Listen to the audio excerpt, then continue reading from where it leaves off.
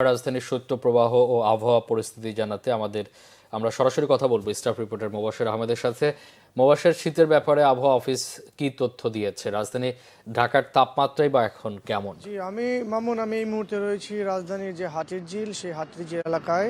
আপনারা জানেন যে সকাল থেকেই সারা দেশে যেই শীতের যেই প্রকোপ, অর্থাৎ কুয়াশার যেই প্রবাহ, সেই প্রবাহ কিন্তু সারা দেশের মতো রাজধানীতে আসলে বৃদ্ধি পেয়েছে এবং সকালে কিন্তু এই কুয়াশার যেই পরিমাণটা সেটা আরও অনেক বেশি ছিল। তবে সময় গড়াতে গড়াতে এখন কিন্তু কিছুটা কুয়াশার যেই প্রকোপ সেটা কমে এসেছে। পাশাপাশি আমরা দেখছি যে এই শীতের যে তীব্রতা, শহরে তো সচরাচর শীতের তীব্রতাটা কম থাকে, কিন্তু এবার কিন্তু শহরের তীব্রতা বেড়েছে এবং এই শীতের তীব্রতার কারণে সাধারণ মানুষের যে জনজীবন সেটি কিন্তু কিছুটা স্থবির হয়েছে।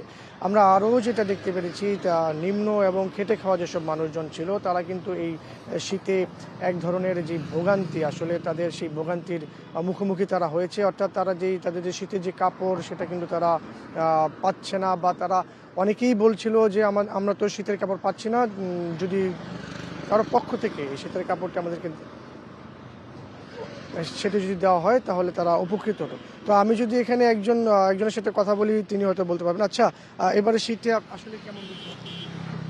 এবারে শীত হঠাৎ হঠাৎ করে মানে এমন ঠান্ডা পড়ছে, মানে হঠাৎ করে অনেক ঠান্ডা পড়তেছে। এই যেমন বেলা 11টা বাজছে, কিন্তু এখন পর্যন্ত কোনো রোদের কোনো নাই, আবহাওয়া অনেক খারাপ।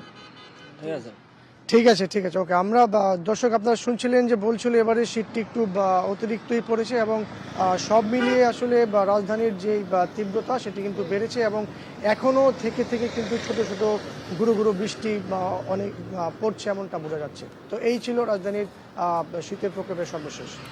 মোবাশ্বের, আপনাকে ধন্যবাদ। রাজধানীর শীতের অবস্থা জানাচ্ছিলেন সহকর্মী মোবাশ্বের আহমেদ।